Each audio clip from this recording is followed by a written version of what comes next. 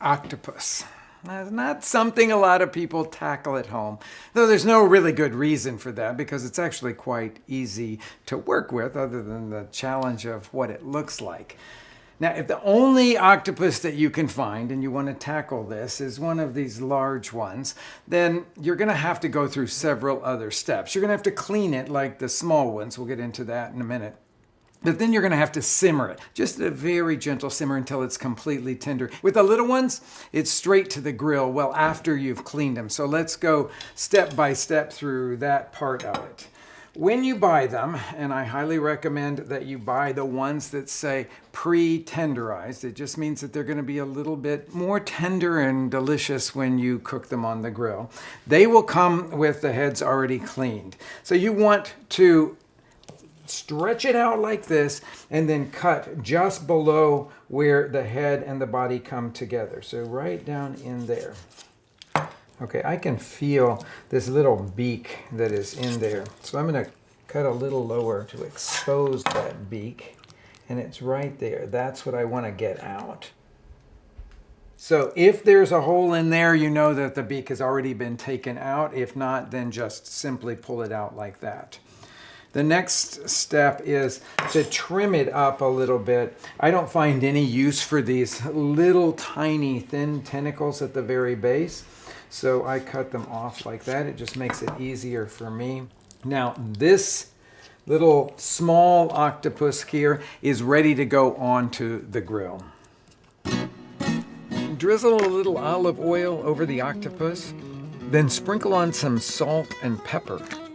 Now place the octopus over direct heat on a very hot grill. Flip them over after a couple of minutes. Then close the grill and cook them for another 4 minutes or so until they're tender. Now you're ready to finish the rest of the preparations.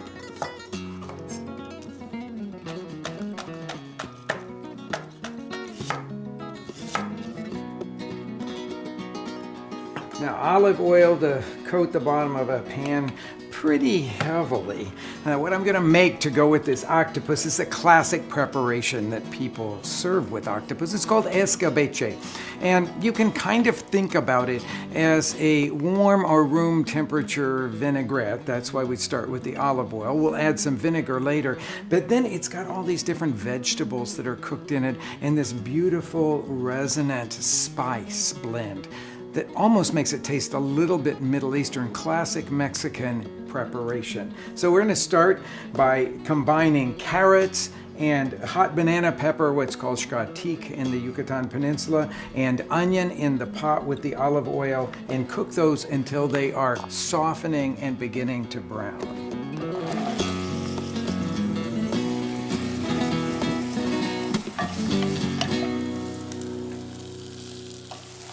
And now onto the spices. It's a beautiful blend of spices. We have cumin, cloves, and allspice. So you can see we're going both what we think of as savory and sweet together. Black pepper and cinnamon, and then some bay leaves. All freshly ground except for that Mexican cinnamon stick and the bay leaves, of course. Our next is about a cupful of chicken broth. This will help everything to simmer beautifully together. And 3 tablespoons of vinegar. I'm using apple cider vinegar here, but pretty much any vinegar that you like will work. Each one will give it a slightly different characteristic.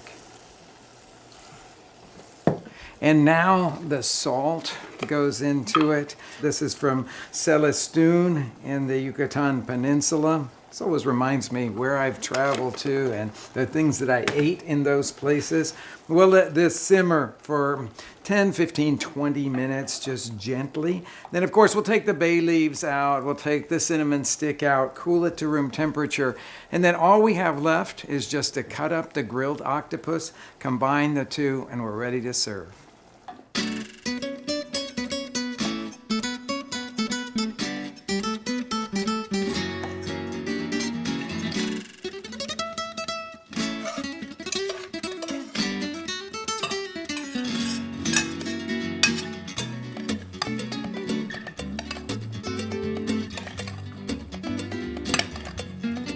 The scoop some of our octopus in escabeche into a serving dish. I like to get some of the juicy part of it in there as well.